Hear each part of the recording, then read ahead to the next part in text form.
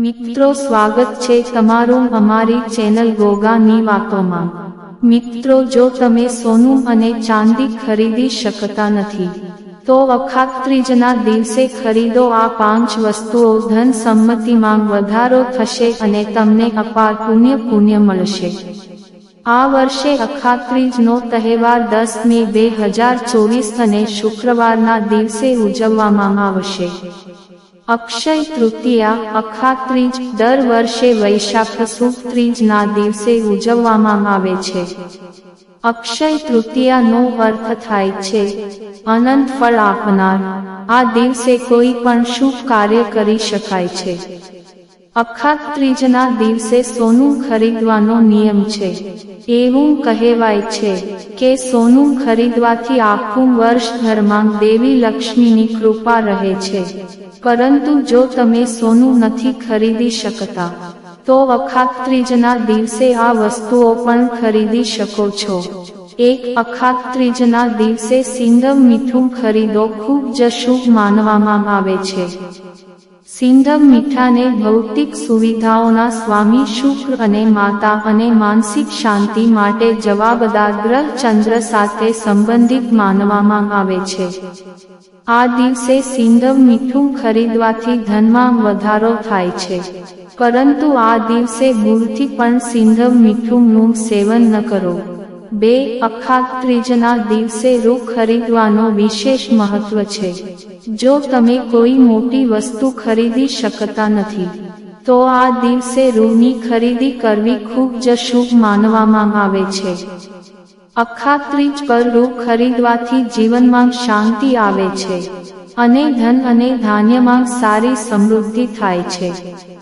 અખાત ત્રીજના દિવસે માટીનું મહત્વ સોનું ખરીદવા જેટલું જ માનવામાં આવે છે।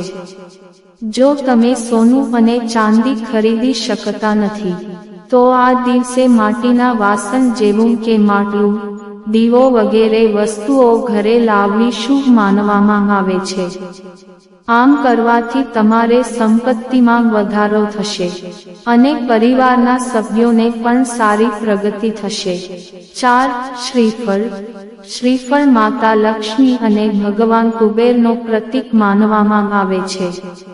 એવું માનવામાં આવે છે કે અખાત ત્રીજના દિવસે તિજોરીમાં અથવા ગલ્લામાં શ્રીફળ રાખવાથી ક્યારેય પૈસાની કમી નથી આવતી। વાસ્તુ દોષ પણ દૂર થાય છે। અખાત ત્રીજના દિવસે શ્રીફળને લાલ કપડામાં બાંધીને તિજોરીમાં રાખવા જોઈએ। તેનાથી માતા લક્ષ્મી અને ભગવાન કુબેરની કૃપા તમારા પર હંમેશા રહે છે। અખાત ત્રીજના દિવસે વાસણ કે કોડી ખરીદવી પણ શુભ જ માનવામાં આવે છે। આ દિવસે તમે તાંબા કે પિત્તળના વાસણો ખરીદીને ઘરે લાવી શકો છો। આમ કરવાથી ધનમાં વધારો થાય છે। દેવી લક્ષ્મીની કોડી ખૂબ જ પ્રિય છે અને આ દિવસે કોડી ખરીદીને દેવી લક્ષ્મીના ચરણોમાં અર્પણ કરવાથી ધન સંબંધિત કોઈ સમસ્યા આવતી નથી। સનાતન ધર્મમાં ધન માટે દેવી લક્ષ્મીની પૂજા કરવાની પરંપરા છે।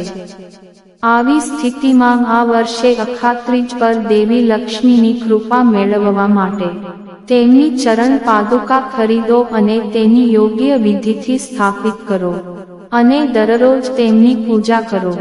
માતાની ચરણ પાદુકાની પૂજા કરવાથી તમારો ભાગ્ય જલ્દી ચમકશે। જો સોનું અથવા અન્ય કોઈ વસ્તુ ખરીદવી તમારા બજેટમાં નથી તો તમારે અખાત ત્રીજના દિવસે જવ ખરીદવા જોઈએ। શાસ્ત્રોમાં જવને સોના સમાન માનવામાં આવે છે, તેથી આ દિવસે જવ ખરીદવાથી સોના જેવું જ પરિણામ મળે છે। જવ ખરીદ્યા પછી અખાત ત્રીજના દિવસે દેવી લક્ષ્મી અને ભગવાન વિષ્ણુને એક સાથે પૂજા કરો અને તેમના ચરણોમાં જવ અર્પણ કરો।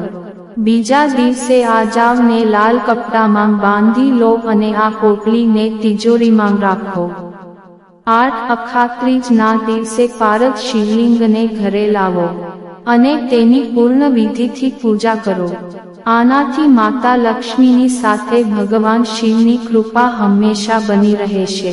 આપ સાથે ભગવાન કુબેર પણ ઘરમાં વાસ કરે છે, તેથી અખાત ત્રીજના દિવસે પારદ શિવલિંગને અવશ્ય લાવો. 9. અખાત ત્રીજના દિવસે પીળી સરસવ ખરીદવી ખૂબ જ શુભ માનવામાં આવે છે. એવું કહેવાય છે કે જો તમે પીળી સરસવ ખરીદો છો તો તમને વૈવાહિક સમસ્યાઓથી રાહત મળે છે. ઉપરાંત સરસવનો પીળો રંગ ભગવાન વિષ્ણુ, કુબેર દેવ અને માતા લક્ષ્મીને સમર્પિત છે. તેથી આ દિવસે સરસવ ખરીદવાથી તમારે સંપત્તિમાં પણ વધારો થાય છે. 10. અખાત ત્રીજ પર જો તમે મોંઘવારીને કારણે સોનું ખરીદી શકતા નથી તો નિરાશ થશો નહીં અને આ દિવસે તમારા ઘરમાં શ્રીયંત્ર લાવો, જે દેવી લક્ષ્મીની કૃપા વરસાવે છે, અને તેને વિધિ પ્રમાણે સ્થાપિત કર્યા પછી દરરોજ શ્રીયંત્રની પૂજા કરો અને શ્રી સૂક્તનો પાઠ કરો. હિન્દુ માન્યતા અનુસાર આમ કરવાથી સાધકનું ઘર હંમેશા ધનથી ભરેલો રહે છે. 11. હળદરને ભગવાન વિષ્ણુ અને ગુરુ ગ્રહનું પ્રતીક માનવામાં આવે છે, જ્યારે કોડી માતા લક્ષ્મીનું પ્રતીક છે. આવી સ્થિતિમાં ધન પ્રાપ્તિ માટે અખાત ત્રીજના દિવસે પીળા કપડામાં હળદરના ગઠ્ઠા સાથે પીળી કોડીને બાંધીને તિજોરીમાં રાખો. ગરીબી દૂર થશે. 12. તમે અખાત ત્રીજના દિવસે દક્ષિણાવર્તી શંખ પણ ખરીદી શકો છો. દક્ષિણાવર્તી શંખ દેવી લક્ષ્મીને ખૂબ જ પ્રિય માનવામાં આવે છે. એવું કહેવાય છે કે તેને ઘરમાં રાખવાથી હંમેશા સુખ અને સમૃદ્ધિ આવે છે. આ સિવાય અખાત ત્રીજના દિવસે તમે પારો અથવા સ્ફટિક કાચબો પણ ઘરે લાવી શકો છો. આનાથી પણ ઘરમાં ક્યારેય પૈસાની કમી નહીં આવે. તમે તેને ઉત્તર પૂર્વ ખૂણામાં સ્થાપિત કરી શકો છો.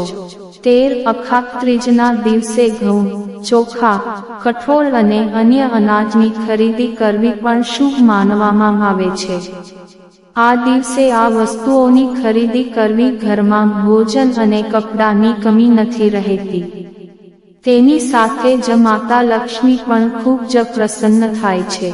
14. જ્યાં પણ શંખ પુષ્પીનું છોડ છે ત્યાં હંમેશા આશીર્વાદ રહે છે. અખાત ત્રીજના દિવસે શંખ પુષ્પીના મૂળને ગંગાજળથી ધોવા, ત્યારબાદ તેના પર કેસરનું તિલક લગાવીને ચાંદીના ડબ્બામાં રાખો. આ બોક્સ પૈસાની જગ્યાએ રાખવાનું છે. કહેવાય છે કે આ ઉપાય ગરીબોને પણ અમીર બનાવે છે. 15. હિન્દુ ધર્મમાં ઘીને ખૂબ જ પવિત્ર માનવામાં આવે છે, કારણ કે તેને માત્ર દુષ્ટતાને દૂર કરે છે, પરંતુ ઘણી બીમારીઓ, સ્વાસ્થ્ય સંબંધી સમસ્યાઓ અને નકારાત્મકને દૂર કરવામાં પણ મદદ કરે છે. હવન વગેરેની સાથે પૂજામાં પણ એનો ઉપયોગ કરવામાં આવે છે, અને ઘરમાં એનો દીવો પ્રગટાવવાથી બધી નકારાત્મક શક્તિઓનો નાશ થાય છે અને ઘરમાં સૌભાગ્ય આવે છે. જો તમે આ દિવસે ઘી ખરીદો છો તો તમારા જીવનમાં હંમેશા ખુશીઓ બની રહે છે. મિત્રો, કોમેન્ટમાં જય ગોગા મહારાજ લખો. આશા રાખીએ છીએ કે તમને આ માહિતી પસંદ આવી હશે. ગોગાની વાતો ચેનલને સબસ્ક્રાઇબ કરવાનું ભૂલશો નહીં. તમે વિડીયો પૂરેપૂરો જોવા બદલ તમારો ખૂબ ખૂબ આભાર.